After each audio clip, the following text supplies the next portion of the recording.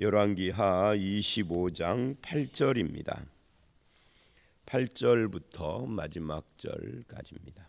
이제 드디어 그 긴 우리가 이 열왕기하가 굉장히 길게 느껴지는 이유는 에레미야를 이어서 했기 때문에, 그리고 또 이제 이 열왕기하가 끝난 다음에는 이어서 에레미야 애가를 또 해요. 그래서 이게 매일 성경 이거 편집하는 분들이 조금 생각을 잘 못하는 것 같다. 뭐 이유가 있겠지만 매일 성경 편집하는 분들 생각하고는 좀 그건 내가 못 들어봐서 모르겠는데, 계속해서 조금 어두운 색채의 성경, 에레미야, 그 다음에 열왕기하, 이제 멸망에 가는 과정들, 그리고 에레미야 애가. 그래서 너무 오랫동안 이런 분위기 속에서 말씀을 듣고 있으니까 조금 이제 좀 표현이 어려울 때는 우리가 그러잖아요. 거시기하다. 예. 어쨌든 이제 드디어 이제 유다가 최종 멸망을 하고 멸망 후에 일어난 사건으로 마무리를 하는데, 오늘 본문은 총 3개의 문단으로 되어 있습니다. 8절서부터 21절까지는 이스라엘의 영광이었던 이 왕궁과 성전이 완전히 불타서 헐리는, 그래서 완전히 이제 성전이 무너져 버리죠. 그런 내용이 나오고, 그 다음에 22절로 26절은 이제 바벨론 왕이 세운 그달리아.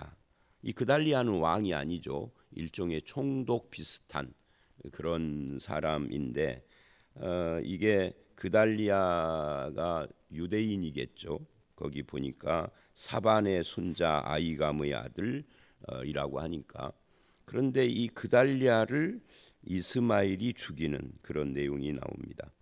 그리고 이제 27절서부터 마지막 30절까지는 바벨론 포로로 잡혀간 이스라엘의 왕 요야킨, 사로잡혀간 적이 있었죠. 앞에서 1차 포로 때 다니엘도 그때 포로로 잡혀갔다고 제가 설명했었는데, 그 요야긴 왕이 이제 그 머리를 들게 했다. 그러니까 왕의 지위를 회복시켜 준 거예요. 실제로 통치하고 다스리는 건 아니지만 대우를 해준 거죠. 이것이 갖고 있는 의미가 뭐냐 하는 그런 내용들입니다.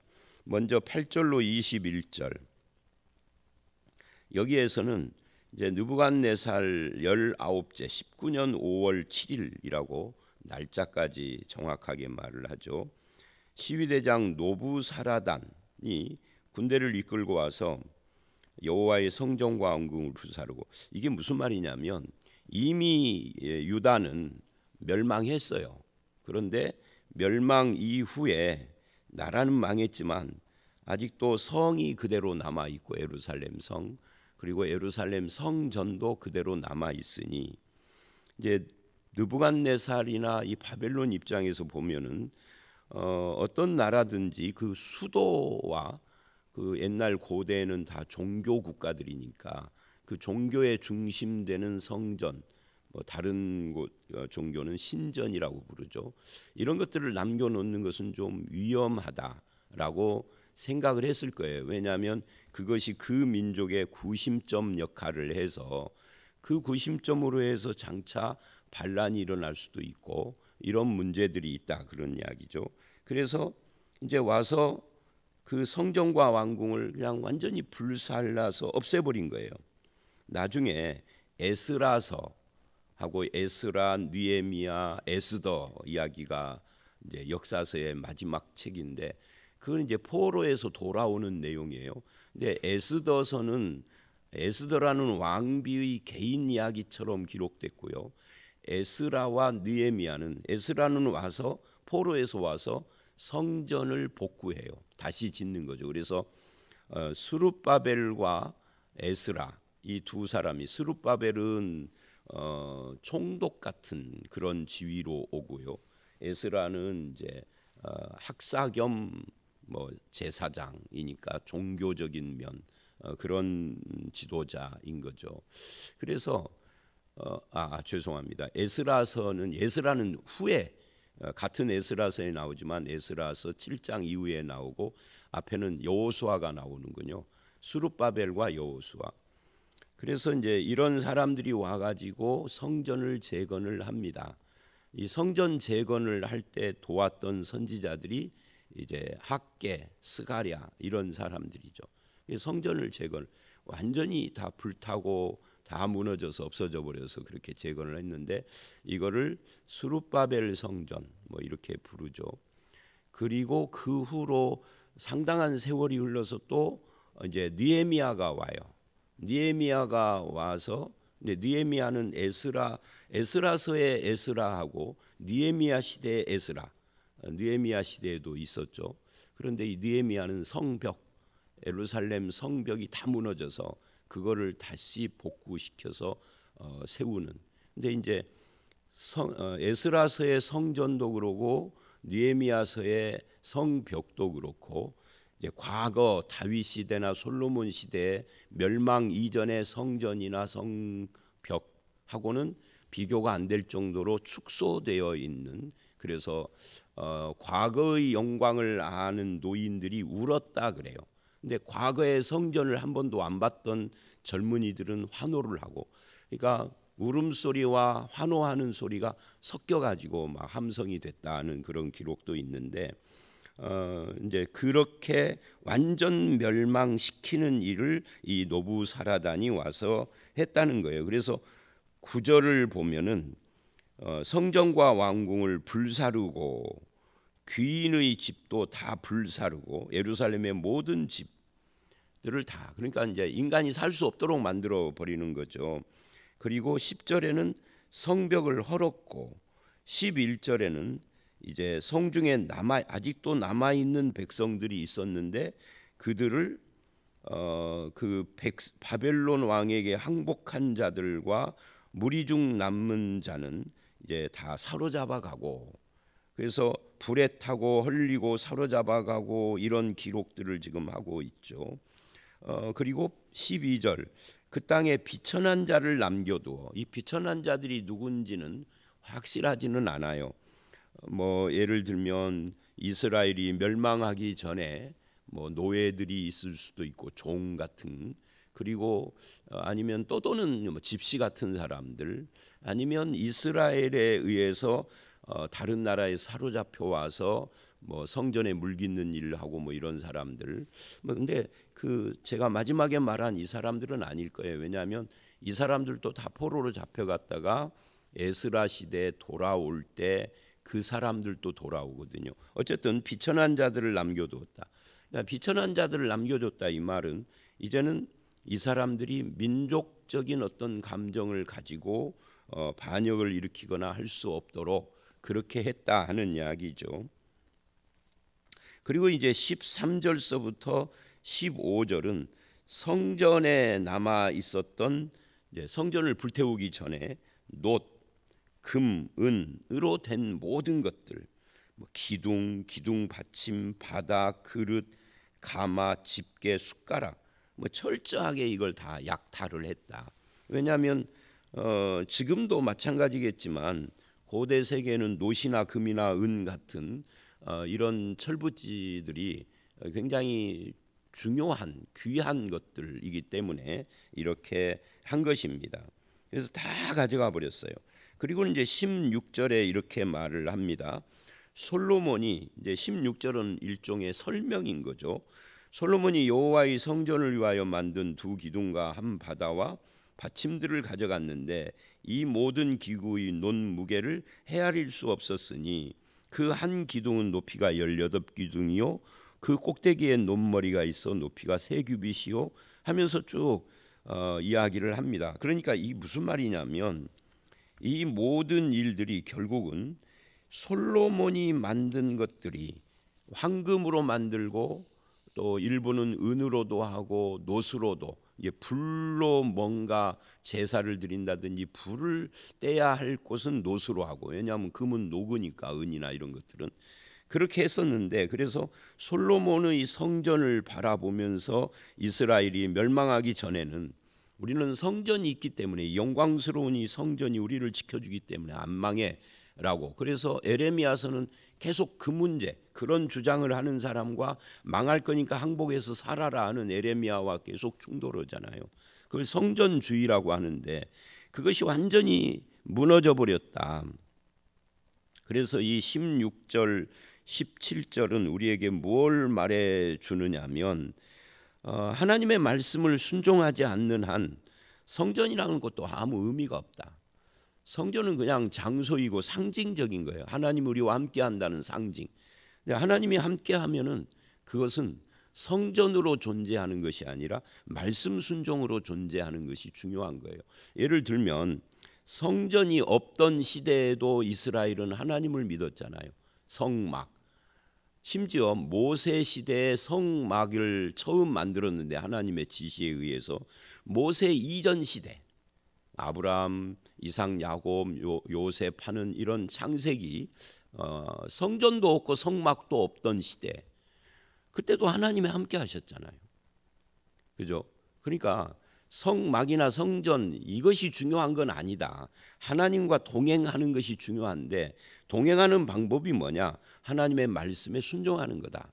그래서 아브라함을 처음 부르셨을 때 창세기 12장을 가보면은 뭐라고 하느냐면, 아브라함이 하나님의 말씀을 따라 남방으로 내려가면서 제단을 쌓았다 이래요. 제단이라는 것은 야외에서, 노천에서 그냥 바위 같은 거, 돌 같은 거 놓고서 그 위에서 제사를 지내는, 그러니까 뭐 집 형태가 아닌 거죠. 아무데나 그걸 뭐 이고지고 가는 것도 아니고, 제사가 끝나면 거기다 그냥 놓아놓고 또 다른 곳으로 이동을 하면서 말씀을 따라갔다, 이렇게 표현을 하거든요. 그것이 중요한 핵심이에요. 그래서 아브라함 믿음의 조상이라고 하는데, 믿음의 조상이 말씀을 따라가며 하나님을 예배한, 그것이 원형인 거죠. 원형. 근데 오늘날도 이 성전주의가 극성을 떨잖아요. 예배당을 성전이라고 하는 것부터 잘못된 거고, 그리고 이제 자랑스럽게 그런 말을 하잖아요.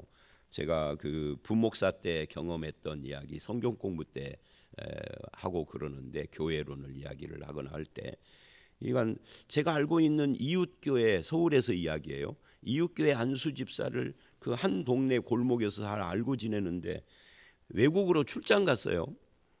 아침에 새벽에 만났는데 나한테 그렇게 물어보지도 않는데 외국으로 출장 간다 그러더라고요. 한 일주일 동안. 근데 그날 저녁에 그 거리에서 만났어요. 아니, 외국으로 출장 갔다면서요. 이 새벽 기도 때문에 왔대. 새벽 기도 때문에. 그러면 출장은요? 새벽 기도, 내일 새벽 기도 끝나고 또 비행기 타고 갔다가 저녁에 또 와서 3일째 새벽 기도 참석하고 또 비행기 타고 갔다가,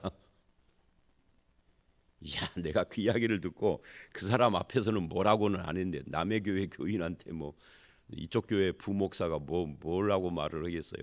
뭐 그러시냐고 했지만 속으로는, 이 한국 교회가 목사들이 어떻게 가르쳤는지는 몰라도 참 그 가르침이 망할 가르침이다. 그래서 내가 알아봤더니 그 교회에서, 그 교회가 상당히 큰, 그 당시에 한 5천 명 모이는 교회인데, 새벽 기도를 1년 365일 하루도 안 빠지고 온 가족이 다 나오면 어디 뭐 하와이인지 어딘지 여행권을 교회에서 준다고 그랬대. 이 빌어먹을 이 한국 교회 완전히 이 정말 기독교 신앙을 어디다 팔아먹어버린, 그냥 교회에 충성하게 하고 교회에 나오게만 하면 장땡인 이 타락한 교회의 모습이 그때도 이미, 지금이라고 달라졌을까요? 더 했으면 더 심해졌겠지. 그래서 그런 건 아니다. 신약 시대는 성전이라는 건물이 없을 뿐만 아니라 구약에 실제로 성전이 있던 때에도 성전이 아니다. 하나님의 말씀과 동행하며 순종하는 삶. 그게 없으면 성전도 불타 없애버린다. 누가? 하나님이. 이걸요 누부사라단이 한 것이 아니고 하나님이 하신 거예요. 누부사라단이나 또는 뭐 누부갓네살이나 이런 사람들은 그냥 하나님이 쓰시는 막대기, 종, 뭐 도구일 뿐인 거죠. 하나님이 하신 거예요. 그래서 에레미야서를 우리가 그동안 계속 읽었던 것처럼 하나님께서 이스라엘의 불순종에 대해서 지금 심판하고 계시는 거죠. 핵심은 말씀 순종이다. 근데 왜 이스라엘은 말씀 순종을 않고 이렇게 잘못된 길로 갔을까? 그 이유는 거짓 선지자들 때문이에요. 거짓 선지자라는 게 뭐예요? 말씀을 빙자해서 거짓말하는 거죠. 말씀을 빙자했다는 게 중요해요. 잘못된 것을 가르치는 사람들도 다 성경을 인용을 해요. 그러니까 성도들이 분별이 안 되는데 내가 잘못된 가르침을 베푼 사람들을 때문에 내가 이렇게 타락했다는 변명이 안 돼요. 분별도 네 책임이죠. 그런 이야기를 지금 성경을 하는 겁니다. 잘못 가르친 것은 그 책임이고 그걸 분별 못하고 따라간 것은 내 책임이고 하나님은 둘 다 심판하시는 거거든요. 그래서 결국은 말씀이 중요하다. 뭐 이상한 소리 하는 사람들이 있죠. 아마 목사들 설교야 말씀이야 다 똑같지. 그러면서 다른 걸 보려고 하는 사람도 있고 똑같긴 뭘 똑같아요. 그래가지고 망조든 교회를 제가 알아요. 제가 있었던 잠깐 제가 참고요. 그런 사고방식으로 말씀을 무시해버린 교회가 잘 될 리가 없어요. 교회의 핵심은 하나님의 말씀을 얼마나 바르게 진실하게만 해서는 안 되겠죠. 거기다가 플러스 잘 가르치고 증거하고 하느냐, 이게 가장 중요한 핵심입니다. 이 거짓 선지자들 때문에 이렇게 된 거예요. 하나님의 말씀에 근거가 없는, 그러나 사람들이 들을 때는 저들도 하나님의 말씀이라고 하니까 아멘 아멘 하고 따라가다 보니까 이 지경까지 온 거예요. 순종이 없는 성전의 영광이라는 것은 허무한 거다. 이게 21절까지의 이야기입니다. 그래서 18절 이후에 보면은 시위대장은 아까 8절에서 본 느부사라단입니다. 바벨론에 사람들을 사로잡고 또 19절에도 또 누구를 사로잡고 하면서 19절 끝에 60명이라고 전체 토탈 숫자를 말을 하고 20절 느부사라단이 그들을 사로잡아 바벨론 왕에게까지 데리고 갔어요. 먼 길을 이제 데리고 간 거죠. 다 걸려서 간 거예요. 차 태워서 간 게 아니고요. 그랬더니 바벨론 왕이 이 사람들을 다 쳐 죽였어.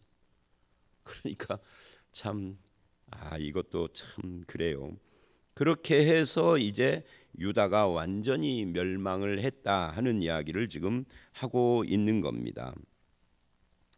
결국 핵심은 하나님의 말씀의 순종이 없었기에 이런 일들을 당하고 있다 하는 겁니다. 그 다음에 두 번째 문단 22절로 26절, 아직도 사람들은 정신을 못 차렸어요.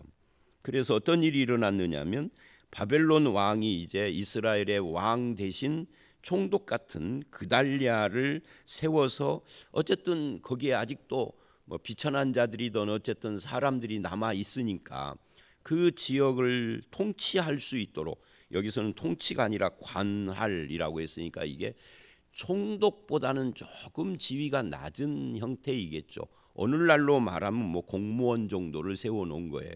그렇게 세워놨는데 이스마엘이라는 사람이 거기 23절 이스마엘, 요하난, 스라야, 야사니야 이런 사람들, 아마 이 중에 대장격이 이스마엘이었던 것 같아요.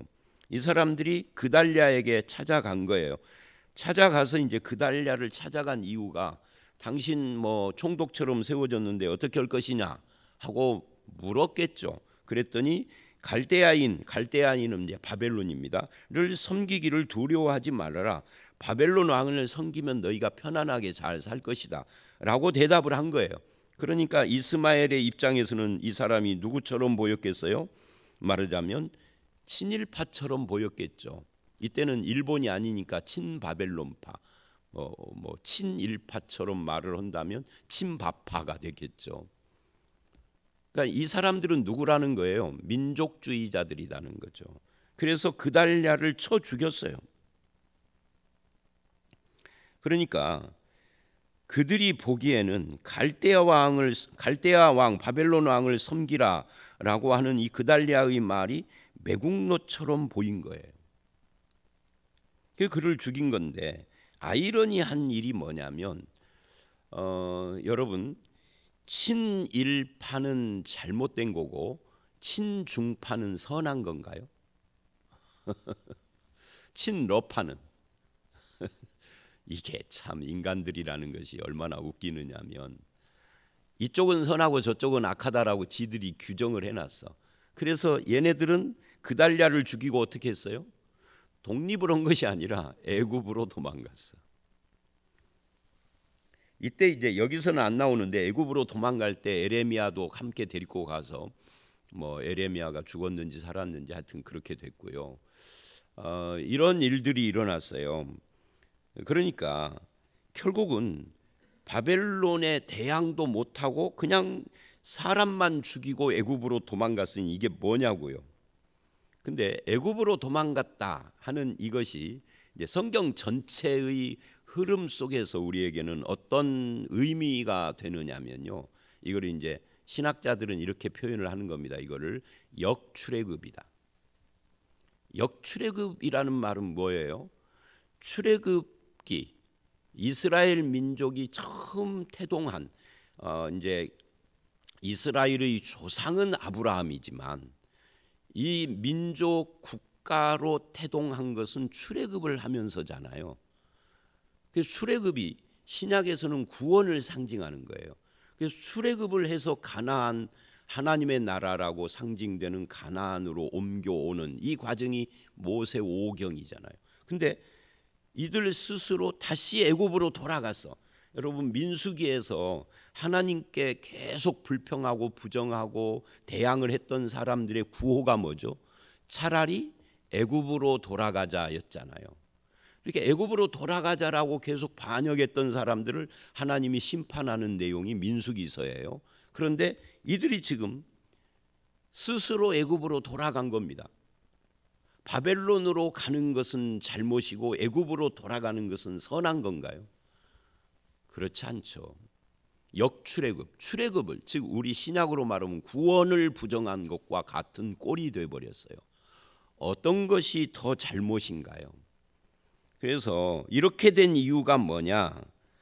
그 꼴 같지 않은 민족주의 때문에 그랬다 하는 이야기입니다. 근데 결론적으로는 이도저도 아닌, 민족주의를 주장했으면은 그 나라를 세웠어야지. 근데 그럴 실력은 안 되고 능력은 안 되고, 그래서 하나님의 출애굽 구원을 부정하는 꼴이 돼버리고 말았다. 결국 그들이 그렇게 주장한 민족의 정체성, 너 이놈 그달랴, 너는 지금 바벨론 편이냐 하고 죽였던 그것이 사실은 하나님의 뜻과는 반하는 것이다. 진짜 민족주의는 뭐예요? 하나님의 뜻을 따라서 바벨론으로 가서 생존했다가 약속하신 때 70년이 타면 다시 돌아와서 건설을 하는, 그게 진짜 민족주의지. 하나님의 뜻이다 그 말입니다. 그래서 앞에서 8절부터 21절은 말씀 순종과 대비되는 성전주의의 결과를 이야기를 하는 거고, 그리고 22절로 26절은 하나님의 뜻 순종과 대비되는 민족주의를 이야기를 하는데, 이게 남의 이야기가 아니라 우리들도 똑같다 하는 이야기죠. 오늘날도 재현되고 있다. 기독교인들은 어떤 사람들이냐, 어떤 삶을 사는 존재냐 도대체 하는 이야기이죠. 그 다음에 27절로 30절, 그런 가운데도 하나님께서는 유다에게 소망의 빛을 비춰주는데, 여호야긴이 사로잡힌 지 37년 된 해, 이게 참 재밌어요. 여호야긴 말고 다른 왕들을 보면 왕이 돼가지고 37년 정도 통치한 사람이 거의 없어요. 그럼 몇 사람 있죠, 몇 사람. 대부분은 그렇게 안 해요. 뭐 11년 통치하고 어떤 사람은 석 달 통치하고 뭐 3일천하 한 사람도 있고 그러는데, 여호야긴은 왕 노릇을 못하고 사로잡혀 가버리는 바람에 사로잡힌 지 37년입니다. 왕 노릇을 얼마나 했죠? 여호야긴이 11년 했나요? 얼마 했나요? 그 앞에 나오는데, 하여튼 그것까지 합하면 오히려 사로잡혀 가지 않은 것보다 더 오래 살았고, 37년 됐을 때 죽은 것도 아니에요. 이때부터 감옥에서 나와서 머리를 들게 하고, 머리를 들게 했다는 것은 지위를 회복시켜 왕 대우를 해줬다 그 말이에요. 포로가 됐지만, 그래서 평생 바벨론 왕하고 함께 식사를 했다. 그러니까 이게 대단한 거죠. 이게 바벨론 왕은 오늘 우리식으로 말하면 황제고, 이 여호야긴은 속국의 왕, 그것도 전직 왕인데 그렇게 대우를 해줬다. 총 포로 생활 70년에 2분의 1도 넘는 37년 된 해쯤에 그런 일이 일어났다. 그러니까 37년에다가 70년 하면은 이게 몇 년만 있으면은 70년이 되는 거죠. 33년만 더 있으면은 이스라엘이 해방되는 겁니다. 이게 뭐예요? 이게 하나님의 약속이 성취될, 하나님의 약속을 에레미야가 말을 했는데, 에레미야는 죽었으나 그 약속이 성취될 뭐예요? 희망의 빛이 비치고 있다. 이걸 우리가 서광이라고 그러잖아요. 서광이 비치고 있다. 그래서 그래서 오늘 찬송가가 어두운 후에 빛이 비치고 뭐 이런 찬송가잖아요. 그런 것 같아요. 그래서 결국은 하나님의 말씀에 순종하고 하나님의 말씀을 의지하면 그 말씀이 결국은 이런 소망을 주고, 말씀은 뭐예요? 말씀은 반드시 이루어진다. 그게 지금 이 열왕기하의 결론입니다. 그래서 이스라엘이 망한 것도 하나님의 말씀에 순종하지 않아서 망했지만, 이스라엘이 회복되는 것도 말씀이, 결국은 약속된 말씀이 그 일을 하는 거다 하는 것을 우리에게 보여주고 있습니다. 어떻게 살 것인가 하는 것을 말하고 있는 거죠. 그렇다면 누가 옳은가? 성전주의자도 아니고 민족의 이름으로 바벨론 운동을 한 사람들도 아니고, 결국은 에레미야를 통해서 말씀하신 하나님의 뜻을 따르는 것이 옳은 일이다. 오늘 우리도 마찬가지다 하는 거죠. 옛날에 그 미국의 부시 대통령이 뭐 이라크 침공이나 뭐 이런 거 했잖아요. 그러면서 이렇게 말을 했어요. 9.11 테러 이후에 우리는이 아니라 하나님은 우리 편이다 그랬어요. 근데 이게 얼마나 웃기는 거냐면, 내가 하나님 편이 돼본 적이 없는데 하나님이 우리 편이라고 할 수 없는 거죠. 그래서 과연 내가 하는 것이 하나님의 뜻인가, 이거부터 물어야 되는 겁니다. 그냥 선동적으로 아니면 자기 확신 같은 걸로 하나님이 우리 편이다 이렇게 하는 것은 아니다 하는 겁니다. 자, 오늘 말씀 여기까지입니다. 하나님의 말씀을 순종하는 것이 복된 길이다. 그리고 말씀은 반드시 성취된다 하는 것을 이 말씀을 통하여서 깨닫게 됩니다. 여러분과 저의 삶이 하나님의 말씀을 순종하고 따라가는 그런 삶이 되시기를 바라고, 이것을 방해하는 다른 것이 끼어들지 않도록 주의하고 조심해야 할 필요가 있다. 그런 말씀 순종의 삶을 통해서 믿음의 조상인 아브라함 같이 살아가는 저와 여러분들이 다 되시기를 주의 이름으로 축원합니다. 함께 기도하겠습니다. 하나님 아버지, 그렇게 영원할 것 같았던 황금 성전, 솔로몬의 성전이 철저히 파괴되고 불타 없어져 버리고, 금도 은도 놋도 다 뺏겨버리는 이 현상을 통해서 하나님이 불순종할 때 일어날 것이다라고 이미 말씀했던 그 말씀이 이루어지는 것을 봅니다. 주님, 신앙은 주의 말씀을 순종할 때 온전한 것인데, 우리가 말씀 순종을 등한히 하는 그런 삶을 살지 않게 하여 주시옵고, 성전주의나 민족주의가 아니라 말씀 순종자로 살게 해 주시옵소서. 말씀은 반드시 이루어진다라는 것을 여호야긴이 머리를 들게 된 것을 통하여서 가르쳐 주니 감사를 드립니다. 말씀이 반드시 성취된다는 믿음을 가지고 우리의 삶을 살아갈 수 있도록 믿음을 주시고 우리와 함께하여 주실 줄 믿사옵고 예수님 이름으로 기도드렸사옵나이다. 아멘.